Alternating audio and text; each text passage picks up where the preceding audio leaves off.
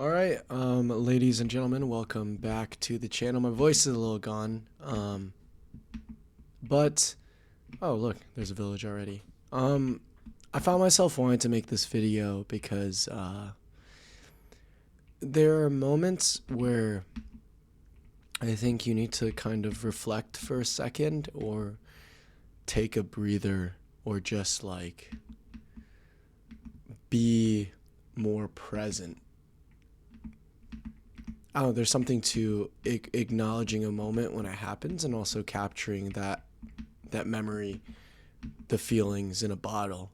And because of that, like, I wanted to come on here and make this honestly, selfishly, mostly because of myself. Yeah. So, anyways, for context, this past weekend, after around a little over half a year of planning, we hosted a film festival. It's called the Camp Film Festival. It happened in Austin, Texas. And we brought together a lot of really cool people. There were 1,200 of you there that came out, bought tickets. Some people traveled as far as Australia. And yeah, essentially, you can read up more about it. Look on the Creator Camp Instagram. But I've been running this company for the past 2-3 years. And yeah, it was the coolest feeling to have this. This is our first event that was done publicly. We funded these 10 different filmmakers, even a feature film in 100 days. And it felt special. It felt really special. During the event, we met this guy from Sundance. And I think there's this quote that's burned into my mind that he said. And he's like, this is what Sundance felt like 25 years ago. And then also we have some friends that in Austin Film Society, and they're like, this is what South by Southwest felt like 25 years ago. And so I don't know, it was just a blur of a weekend. You spend, all this time working on this one thing for it to happen over this weekend. And, we went hard. We partied pretty hard, pretty hungover right now. It's the hardest, I think, during this journey I've ever worked. And I think this entire team as well feels the same way. And so we had to let loose, but yeah, it's a few days after. My voice is gone. My parents are here. And again, I just want to make this to just reflect on it. I found myself opening Minecraft. I want to play. It's been a minute. And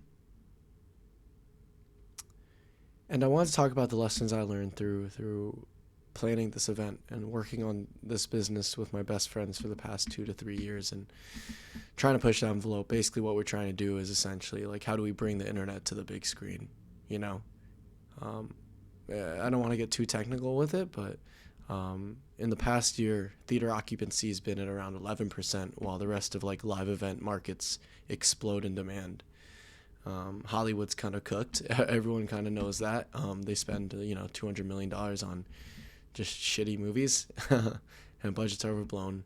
But at the same time, there's this like wealth of digital content that's getting better and better.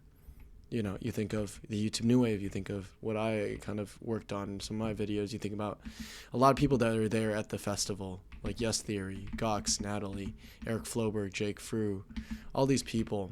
You think about their work, and it's getting incredible. It's getting better and better. And so kind of like what we're trying to do is like, hey, how do we bring the internet to theaters? How do we, capture, 10% of that theater occupancy through stories told online? From digital creators that have a pulse on culture, because Hollywood doesn't have a pulse on culture. And yeah, I know that's some nerdy shit right there. It might resonate with a few people, online filmmakers, but basically we're just creating a path for internet filmmakers to get legitimized and pushing that forward in culture, because we've kind of been working on like films, quote unquote, but people don't take it seriously. It's all, you're just a YouTuber, that sort of thing. But yeah, I'm not going to stick too much on context for this video, because again, this is mostly just for myself to look back on selfishly. But it was a special moment, I think. Like, my best friend Matt from childhood was there, my parents were there, and then a lot of my internet friends were there. And yeah, it's the weirdest fucking feeling to work on something for so long and then it just be over. I think there are a few things I want to talk about in this video. There's a few lessons we learned while building this film festival. There are a lot of moments where I wanted to quit, where it was really difficult, but we pushed through, and I think there are a lot of valuable things I learned from my time over these past few years, the past few months, leading this team and that sort of thing. Yeah, I'm not sure if you guys saw the main channel video, but I was literally so down bad. I was in like a fucking sleep deprivation. I was in a deprivation tank, like one of the salt tanks. That's how you know. Why'd I just make another pickaxe? Cool. I think throughout this entire process of building this film festival and working on these films and all this stuff, the part that got me the most choked up is that these filmmakers who we funded projects from and worked their asses off over the last 10 days, just how hard they worked was incredible. To see, I don't know, I think something I've been and I'm gonna get a little nerdy here. One of my friends, he's like a Web3 guy, like he's a Web3 nerd. He's a really cool kid. Shout out Tate. He does a lot of work in the space, and he recommended this book to me that's about network design. And it talks about how, like, you know, what a protocol network, all this different nerdy shit. But the biggest thing you need to understand is, like, they talk about why network design is so important. It's because when you design networks, like Facebook is a network, email is a network. When you design networks, you design outcomes. Like when you design an algorithm to favor a certain thing, you get a certain thing. You expect a certain output. It's why, you know, that's why a lot of shit you see online is just recycled shit, because, you know, people find what works and then they just abuse it and then move on to the next thing, right? And that's kind of true. It's whoever is holding the keys to the algorithm behind the scenes, like, does have massive influence on, you know, they can tweak one button and all of a sudden millions of people will optimize for this metric instead. YouTube set up their metrics as like CTR, watch time, or not even watch time at first, just CTR and some other metrics. And imagine next week they optimize for length of comments or comment sentiment, then a lot of content will change. And so it's just that concept was fascinating to me, and I'm reading this book, and, you know, it's not really an artistic book. It's more of like a, you know, engineering type book. And the thing I think that this fails to recognize, this idea of you design networks and design outcomes, is you can't design human behavior. You can't design humans, because there are always going to be outliers. There's always going to be people who push boundaries. No matter what the network, quote unquote, no matter what life tells you to do and what should be done, there will always be people who go for more and do their own thing outside of that and pave a new path. You know, you think of how we now have an infinite stream of dopamine on the palm of our fingers, and yet there's still like hundreds of people dying climbing Mount Everest, trying to climb Mount Everest every single year. Why the fuck are we still climbing Mount Everest if we figured everything out? But it's because there's this innate sense of like wanting to achieve something that doesn't make sense in human nature. That's why I see all those weird ass world records of people doing things, because there's this sense of like pushing boundaries that's, I think, just core to human nature. I remember like growing up and watching like People Are Awesome compilations on YouTube, and there's a reason why you see all those people doing all those damn backflips. It's like, as a human, you can't help but strive for something of that nature. And the reason why I go to this as a good lesson I learned from this event is that I saw that within these 10 filmmakers that, you know, worked on these projects for the film festival. You know, their content reflected that. It doesn't make sense in a world of being able to do all these brand deals and being able to just pump out content, to stop that for 3 months, to work on one project, to spend all your time dedicated to this, because just to show it in front of 1,200 people in a big theater. Now that's kind of cool. It's cool, but like, you could be working on content that reaches 100,000 people. It doesn't make sense to do that. The network didn't optimize for that to happen, but yet these people did it. And I keep thinking back to this because it's the part that gets me so choked up about all of Creator Camp and all of everything we've done and built over the past few years.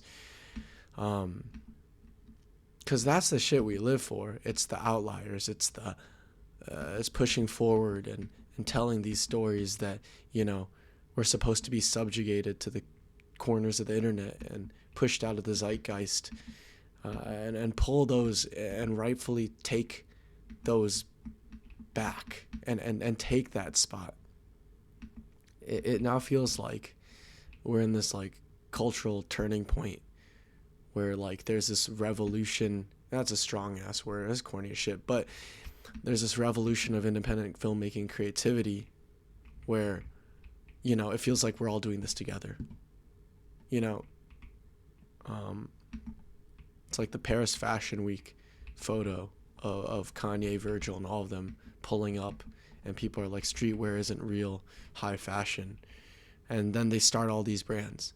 And the coolest part of this is like, as Creator Camp, we don't own it, we don't own, the people that we're going to be the people that lead this and try to, but a lot of other people are going to do it too. But, I think it's a cool thing to kind of break down those barriers. And so, yeah, I don't know. All that to say, that's one of the biggest lessons I learned is like, don't let yourself get subjugated to network design, bro. Don't fucking study the algorithms and the trends, or don't do things that make sense all the time. I've seen so many great artists be just like, oh, you can't blast furnaces? Interesting. I've seen so many great artists or just really smart people try to design the hell out of like art or like making content or whatever it is. And it's just like, I don't know. It makes sense to a certain extent, but that obsession will get you far. But it's like you're just becoming an outcome that this network expected. And I think that's a scary thing. I was able to talk to a lot of folks this weekend, like Nathaniel Drew, Schaefer Nickel, Jake Frew, Eric Flurberg, all these people. And I don't know. There's just a sense of hope in there. There's a sense of hope of like, hey, we can be a part of something greater. And yeah, I think that's great. Another lesson I learned from this weekend and the past month or past few months is like, if you're planning on like starting a business, like and you're trying to do something that's pretty ambitious, like try not to do it alone. Like I think it doesn't try not to do it alone. This would have sucked if we did it alone, and it would have been so ass and just not fun. And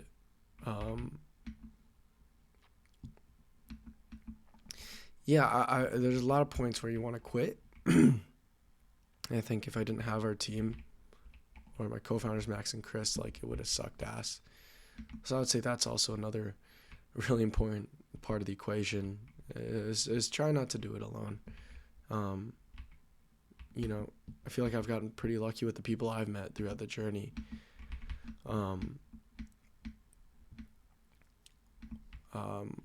But yeah, the thing is like, dude, I would have given up so many times if it was just me running this thing or leading this group. It's tough, but yeah, try not to do it alone. I think that's another lesson that I learned.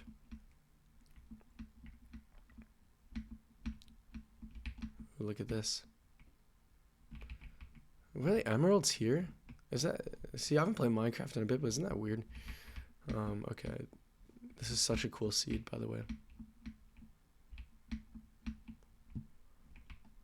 It's cool now. I actually got some chance to work on Project Europe, which is cool. I'm taking a few weeks off. I'm going to be in Australia. And then going to Sweden, that sort of thing in Europe. It's crazy to think that, I'm now almost going to be 23 now. I turned 23 May 18th. It's kind of scary. I know I'm young as hell, but still, like, the feeling of It is very true that like the glamour of life kind of does unfortunately fade as you get older. Like it just becomes a little more depressing naturally, or a little more dull. Um, Maybe because of the lack of new experiences, or just that like, yeah. So that's something. That's something to think of. But yeah, 23. I turned that in a little bit. Max turns 22 tomorrow. Uh, and yeah, it's. I think it's where I want to be when I'm 23. I don't know. I don't think I could have predicted a lot of this. Um, but let's get this iron.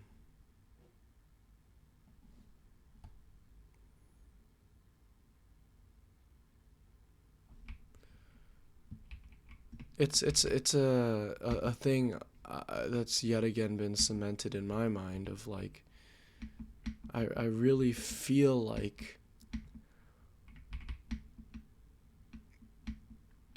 oh hello, but also I'm so bad at like killing mobs in Minecraft.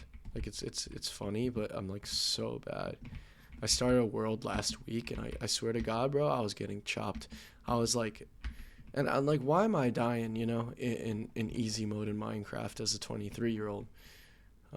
But alas, oh, do I need a? Oh, I need a crafting too. But alas, like, it's tough. Let's keep going this way. It was cool meeting a lot of you folks this past weekend. It's weird, honestly. It is very weird. Almost a little bit overwhelming, to be honest. There are moments where I had to kind of dip out. Someone had mentioned the podcast to me, which was really cool because, you know, I haven't uploaded a podcast in like 2 years, yet there's still people who like cherish that deeply, which I really appreciated. And I think it's interesting, like nowadays being able to build a company. Am I stupid? Hold on. Nowadays being able to build a company and build the behind the scenes. I think the thing I appreciated about this event was there was like a sense of empathy for the team. There's like a sense of empathy for like the people actually like putting on this event, you know, which might be a result of like a lot of like the transparency and how we've operated. But it is a cool feeling where you feel like everyone there is also cheering on you, and if there are technical difficulties, it's like, oh, it's chill. I think that's super special. Dang, these planes are beautiful though. I'm definitely gonna set up shop here. And it's always like the conundrum of like, hey, how do I like build a house? I'm typically just mining all the time. But yeah, this biome is sick, dude. Let's see, Yaga.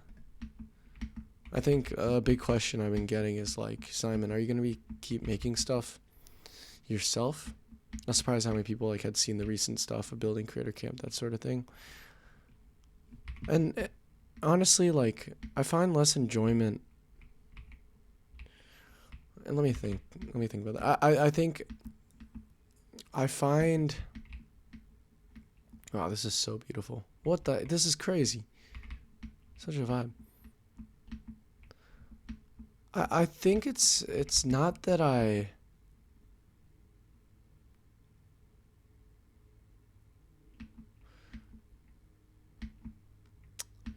It's not that I find less enjoyment in making things. I think it's just the excitement of like enabling these other stories and pushing forward a real movement into this traditional space from and finally bridging the gap that, you know, hella people have worked on bridging, like Casey Neistat, Bo Byrne. I'm like, it feels so much bigger than me. And so in the face of that, it's like, how could I care about making my own YouTube videos when like I could be out here on the front lines, like pushing forward and enabling these stories to be told and changing culture in that way. And so I don't know the answer to that question. Again, we have like a pretty chill next month comparative. And so I'm honestly just going to see what comes out of that. I think given a few days and given time, stuff will be created because my brain's probably broken and cooked from years of like making videos, which is unfortunate, but yeah, we'll have to see. Boom, boom, boom, boom, boom, boom. But yeah, I think that's all I really wanted to say. I'm just gonna upload this video as is. I think I just want, oh hell no, I just want something to look back on selfishly when I'm like 30, of like capturing this moment, because it does feel special. And this past weekend with the film festival felt special. And I want to thank everyone who was a part of it and came out and supported. It's surreal. It'll take a minute to process, but at the same time, like, it does feel like a shift.